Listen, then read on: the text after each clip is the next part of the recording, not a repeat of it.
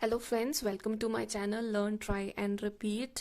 आई hope आपको मेरी videos अच्छी लगती हैं और अगर आपको कोई भी डाउट हो रिलेटेड टू कॉमर्स आप मेरे इंस्टा या फेसबुक पेज पे कमेंट करके बता सकते हैं या आप यहाँ पे मेरी वीडियो के नीचे कमेंट सेक्शन पे भी बता सकते हैं। ओके, आज हम डिस्कस करने लगे हैं क्वेश्चन जो कि आया है मेरे को। बैंक रिकंसिलिएशन स्टेटमेंट का क्वेश्चन है, इसको आज डिस्कस करेंगे। क्वेश्चन है from the following particular prepare a bank reconciliation statement as at 31 March 2020। तो इसके लिए सबसे पहले मैंने एक फॉर्मेट रेडी कर लिया है। इसका फॉर्मेट क्या है?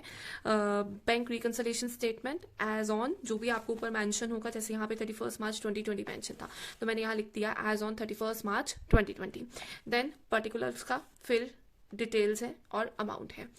तो इस तरह से इसका फॉर्मेट प्रिपेयर होगा।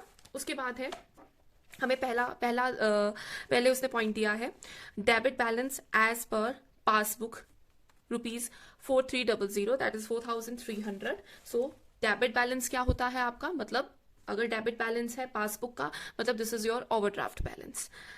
सो हम लिखेंगे ओवरड्राफ्ट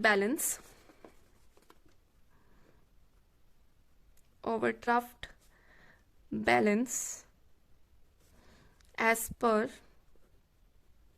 पासबुक, जो कि तुम्हारा डेबिट बैलेंस होता है। सो वो तुम्हें मेंशन किया हुआ है 4300। ओके, नेक्स्ट आपको उसने कहा है a cheque of ₹3000 issue to प्रत्यांशी but was not yet presented for payment. तो सेकंड में उसने क्या कहा है, मैं यहाँ नीचे डिस्कस करती हूँ।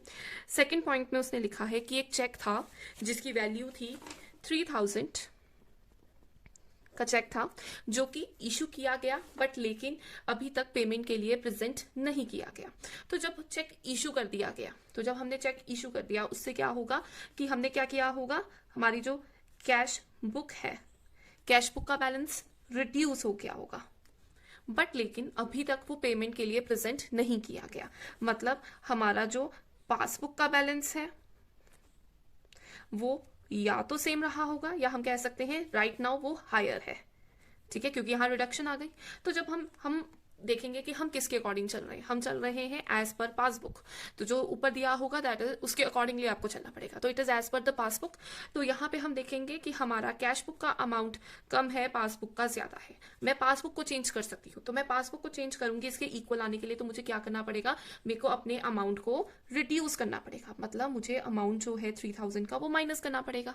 बट लेकिन जब हमारा ओवरड्राफ्ट बैलेंस होता है तो जो नॉर्मली ट्रीटमेंट होता है हमेशा उससे ऑपोजिट चलता है। तो पहले आप ऐसे फाइंड आउट कर सकते हो, जैसे मैंने फाइंड आउट किया और मैंने कहा कि मेरा अमाउंट माइनस होना था। बट लेकिन जब ओवरड्राफ्ट आ जाएगा तो ये जो माइनस है इसकी जगह आप क्या कर दोगे, कहोगे कि यहाँ पे पॉजिटिव का ट्रीटमेंट होगा। तो मतलब ये ऐड होगा यहाँ पे। सो मैं यहाँ पे एक अलग बना लेती हूँ ऐड, जो जो चीजें ऐड होगी। तो पहली चीज मेरी ऐड हो रही है check issued but not presented for payment, but not yet presented for payment, और अमाउंट है इसका ₹3000। आई होप आपको ये क्लियर है। अब सेकंड पॉइंट उसने दिया है अ चेक डिपॉजिटेड, एक चेक डिपॉजिट करवाया था into a bank ₹10,000 out of which 2000 collected in July. 10,000 में से 2000 अमाउंट तुम जुलाई में कलेक्ट कर चुके हो। मतलब तुम्हारा क्या अमाउंट नहीं कलेक्ट हुआ, 8000 का। सो 10,000 माइनस 2000, 8000 आएगा। अब सेकेंड एंट्री में उसने कहा, थर्ड एंट्री में उसने कहा 10,000 का टोटल अमाउंट था, उस टोटल अमाउंट में से तुम 2000 कलेक्ट कर चुके हो। 2000 जो तुम्हारा अमाउंट है वो कलेक्ट हो गया है, तो कितना बचा माइनस करके 8000। तो मतलब तुम्हारी ये जो एंट्री है इसका अमाउंट हो गया 8000। अब उसने कहा था cheque is deposited into the bank but not yet collected. मतलब क्या हुआ होगा, डिपॉजिट हुआ बैंक में, तो तुमने क्या किया, कैश बुक का बैलेंस बढ़ा दिया। बट लेकिन जब तक पासबुक में पैसे नहीं आते, जब तक पैसे बैंक में नहीं आते तो पासबुक का बैलेंस हम इंक्रीज नहीं होता। तो मतलब पासबुक का बैलेंस वही रहा, सेम रहा, कुछ इंक्रीज नहीं आया, कुछ नहीं हुआ, ठीक है। मतलब राइट नाउ मैं ये कह सकती हूँ कि कैश बुक का बैलेंस ज्यादा है और पासबुक का बैलेंस कम है। मेरे पास क्या है, मेरे पास है पासबुक। तो पासबुक को कैश बुक के इक्वल आने के लिए मुझे क्या करना पड़ेगा, मेरे को पासबुक का, क्योंकि मेरे हैंड में पासबुक है ना, तो मुझे पासबुक का अमाउंट बढ़ाना पड़ेगा। तो टेक्निकली मुझे करना था, ऐड करना चाहिए था, बट लेकिन अब मेरा जो बैलेंस है वो है ओवरड्राफ्ट का। तो जो बैलेंस ओवरड्राफ्ट का होता है तो मेरा फाइनली मुझे क्या करना पड़ेगा, ऑपोजिट करना पड़ेगा। प्लस नहीं करूंगी मैं, माइनस करूंगी। तो ये क्या होगा, माइनस। तो मैं यहाँ पे माइनस का बना देती हूँ, माइनस या लेस लिख सकते हो। तो यहाँ पे तुम क्या लिखोगे, check deposited, check deposited but not collected।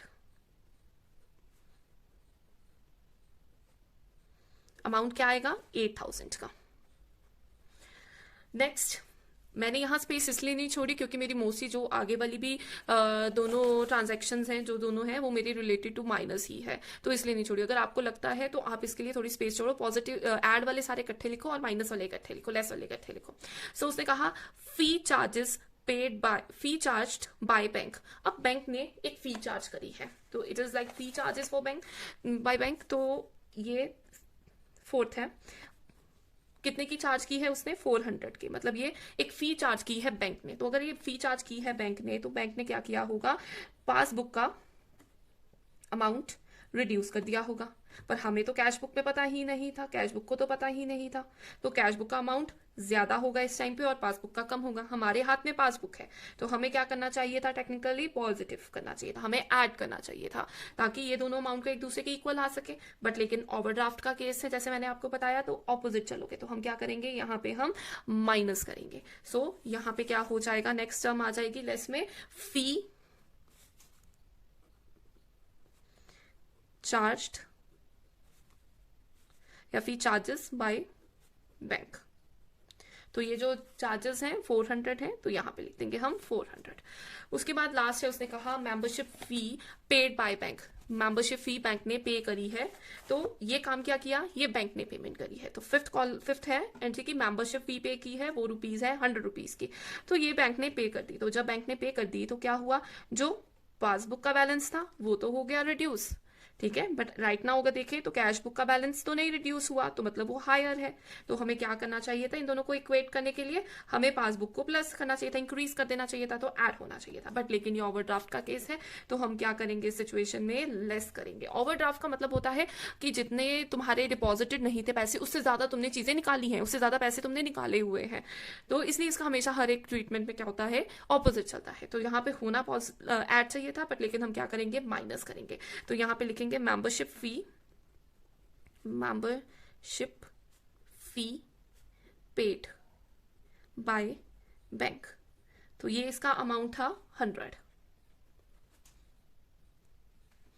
अब हमारी ये हमने सारी एंट्रीज रिकॉर्ड कर ली हैं, हमने स्टेटमेंट। अब अपना फाइनल अमाउंट में आते हैं। हमारा फाइनल अमाउंट कैसे आएगा, 4300 ये दिया हुआ है, ये ऐड हुआ और एक ही अमाउंट है, तो यहाँ पे हमने लिख दिया 3000।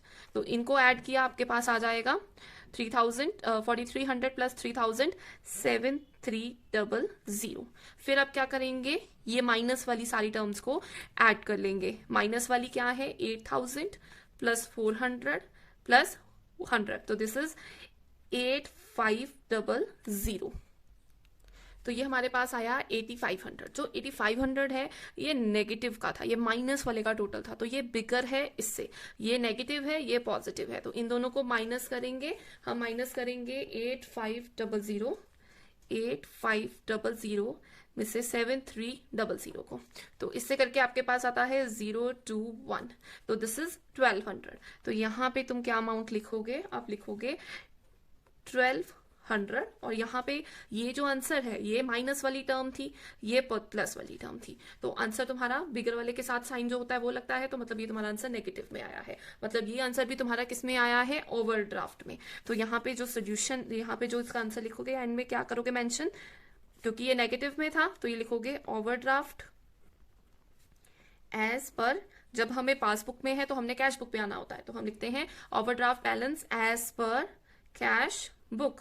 और जो ओवरड्राफ्ट बैलेंस होता है कैश बुक का, वो क्या होता है, क्रेडिट में। आई होप ये आपको क्लियर है, और अगर आपको कोई भी रिलेटेड डाउट है तो आप कमेंट सेक्शन में बताएं, और मेरे चैनल को सब्सक्राइब करना मत भूलें और मेरी वीडियोस को लाइक करते रहें। Thank you for watching.